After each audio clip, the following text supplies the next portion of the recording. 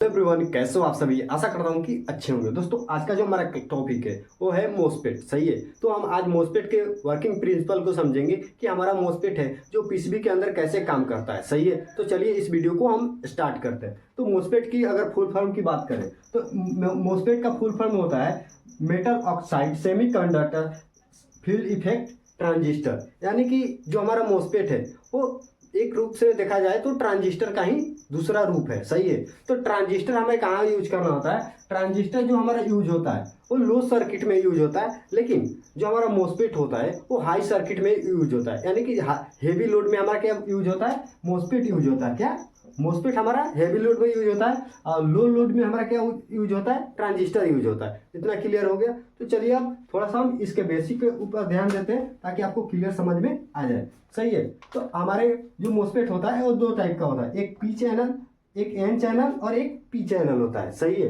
तो P channel इसके अंदर भी कितने लेग होते हैं, 3 लेग होते हैं। तो एक लेग का नाम क्या होता है, गेट, दूसरे का नाम क्या होता है, ड्रेन, और तीसरे का क्या होता है, सोर्स।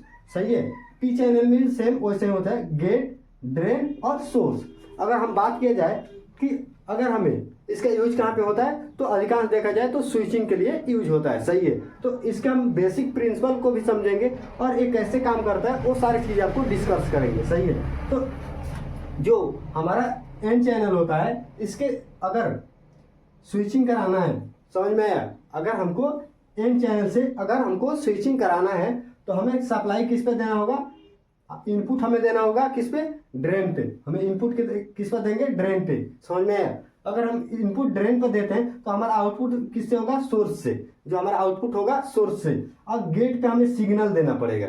समझ में आया, जैसे हम ट्रांजिस्टर में सिग्नल देते थे सेम वैसे ही हमें कितना देना होगा, इस पे गेट पे हमें क्या देना होगा, सिग्नल देना होगा। तो कैसे सिग्नल देना होगा, हम अगर गेट पे अगर सिग्नल देते हैं तो आईसी के थ्रू देते हैं। किससे, आईसी के थ्रू। समझ में आया, तो कैसे देते हैं वो आपको अब समझाते हैं। सही है, देखिए इसके लिए मैंने एक गेट को आईसी कंट्रोल करता है। यानी कि अगर गेट पे अगर मान लीजिए सपोर्टेड हमारे पास में एक नलकूप है। सही है, इसके अंदर क्या है, इधर से हम इनपुट दे रहे हैं यानी कि इधर से पानी दे रहे हैं, बट इधर से पानी कितना गिरेगा, ये इसके जो ऊपर कपलिंग लगा हुआ है उसको हम जितना स्क्रॉल करेंगे यानी कि अगर लूज करेंगे तो पानी गिरेगा, और जितना ही इसको क्या करेंगे, कसेंगे यानी कि उसको टाइट करेंगे तो क्या हो जाएगा कि हमारा क्या हो जाएगा कि पानी का मात्रा क्या हो जाएगा, वैसे ही कम हो जाएगा। सेम वैसे ही हम आईसी जो होता है इसको कितना कंट्रोल करने के लिए इसको कितना देना चाहिए, ये आईसी के ऊपर डिपेंड करता है। समझ में,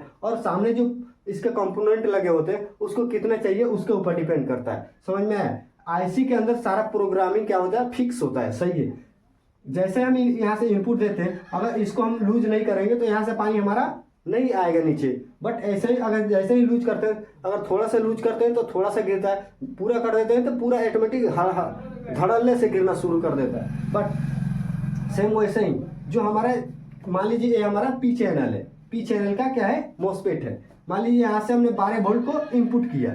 समझ में आया, आईसी जो है यहाँ से कंट्रोल नहीं किया यानी कि छोड़ दिया, 12 वोल्ट जा रहा है भाई, जा कोई दिक्कत नहीं है, तो यहाँ से क्या कर दिया, इसने 12 वोल्ट यहाँ पे सप्लाई दे दिया, बट यही आईसी यहाँ पे कंट्रोल करेगा और यहाँ पे मान लीजिए कि 2 वोल्ट इसको रोक दिया, तो यहाँ से हमारा कितना आउटपुट देगा, 10 वोल्ट देगा।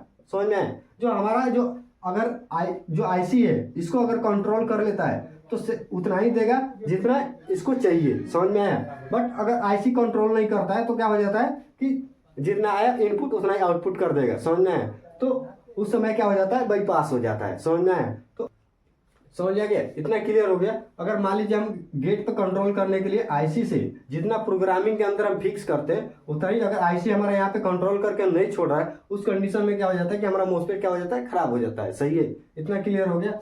उसके बाद से अगर हम देखा जाए